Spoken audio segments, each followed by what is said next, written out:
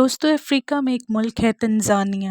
یہاں پر ایک جگہ ہے جس کا نام زنزیبار ہے۔ زنزیبار کئی جزیروں پہ موجود ایک بہت خوبصورت جگہ ہے۔ یہاں پہ موجود سب سے بڑے جزیرے کا نام پیمبا آئی لینڈ ہے۔ زنزیبار میں تقریباً 18 لاکھ لوگ رہتے ہیں۔ دوستو ان لوگوں میں ایک بہت عجیب کہانی مشہور ہے، ایک جن کی کہانی جسے یہ لوگ پوپو باوا کہتے ہیں۔ پوپو باوا کا مطلب چمگادڑ کے پر ہوتے ہیں۔ زنزیبار کے لوگ کہتے ہیں کہ ایک اسی طرح کا چمگادڑ ان جزیروں پہ آتا ہے اور رات کے وقت لوگوں پہ اٹیک کرتا ہے۔ یہ کسی بہت بڑی چمگادڑ کی طرح لگتا ہے، لیکن یہ جن اپنی شکل تبدیل کر سکتا ہے۔ لوگوں کا یہ ماننا ہے کہ یہ کبھی انسان کی شکل لے لیتا ہے اور کبھی چمگادڑ کی۔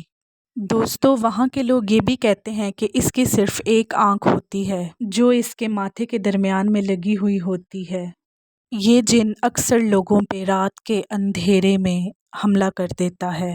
مرد، عورت، بچوں پہ یہ حملہ کرتا ہے اور جو اس کا مقابلہ کرتا ہے یہ باقاعدہ ان لوگوں کو دھمکاتا ہے۔ دوستو یہ کہانیاں 1965 میں شروع ہوئی تھیں۔ زنزیبار کا جو سب سے بڑا جزیرہ ہے پیمبا آئی لینڈ، اس جگہ پہ لوگوں نے اس جن کو دیکھنے کا دعویٰ کیا تھا۔ آہستہ آہستہ یہ کہانیاں پورے زنزیبار میں پھیلتی گئیں۔ بے شمار لوگ ایک جیسی کہانیاں ہی سناتے تھے۔ ان کے مطابق سب سے پہلے انہیں اپنے گھر کی چھت پر قدموں کی آواز آتی تھی، اس کے بعد انہیں ایک عجیب سی اسمیل آنا شروع ہو جاتی تھی اور پھر یہ جن انہیں ان کے گھر میں نظر آتا تھا جو ان پہ اچانک سے اٹیک کر دیا کرتا تھا۔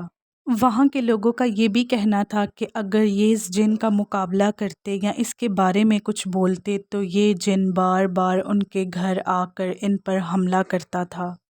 دوستو پوپو باوا کی یہ کہانیاں اور یہ کیس اتنا بھی سمپل نہیں ہے۔ زنزیبار میں کئی دفعہ اس جن کی وجہ سے بہت زیادہ پینک پھیل چکا ہے۔ بہرحال یہ کہانیاں سچی ہوں یا جھوٹی، لیکن وہاں کے لوگ ان پہ بہت اعتبار کرتے ہیں۔ 1995 میں زنزیبار میں اسی جن کی وجہ سے بہت زیادہ پینک پھیل گیا تھا، جب کئی سو لوگوں نے ایک ہی سال میں اس جن کے اٹیک کی شکایت کی تھی۔ لوگ شدید ڈر گئے تھے۔ کہتے ہیں کہ یہ لوگ جو ان جزیروں پہ رہتے ہیں وہ بہت زیادہ رات کو ڈر جاتے ہیں۔ وہ رات کو اتنا ڈرتے تھے کہ اکثر ان میں سے ایک فرد رات کو جاگا رہتا تھا۔ 2007 میں بھی ایک ایسا ہی پینک سامنے آیا تھا جب تنزانیہ کے شہر دار السلام میں جب لوگ اس جن سے بہت ڈر گئے تھے۔ دوستو اس جن کے بارے میں ایک اور کہانی بہت مشہور ہے کہ 1970s میں تنزانیہ میں ایک آدمی رہتا تھا اور یہ جن اسی کے پاس قید تھا اور اس شخص نے اپنے پڑوسی سے بدلہ لینے کے لیے اس جن کو آزاد کر دیا اور پھر اس آدمی کا اس جن سے کنٹرول ہی ختم ہو گیا اور تب سے یہ جن زنزیبار میں لوگوں پہ اٹیک کر رہا ہے۔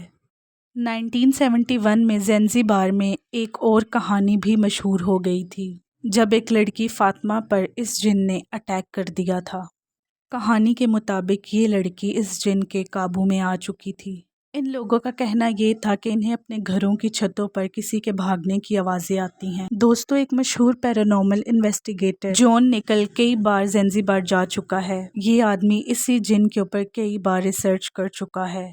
اس کی ایک تھیوری ہے اور یہ کہتا ہے کہ یہ سب کچھ ایکچولی سلیپ پیرالائسس کی وجہ سے ہوتا ہے اور اس میں انسان کو بہت سے مونسٹر نظر آ سکتے ہیں اور سلیپ پیرالائسس کی ویڈیوز بہت ساری یوٹیوب پہ موجود ہے، آپ وہ بھی دیکھ سکتے ہیں۔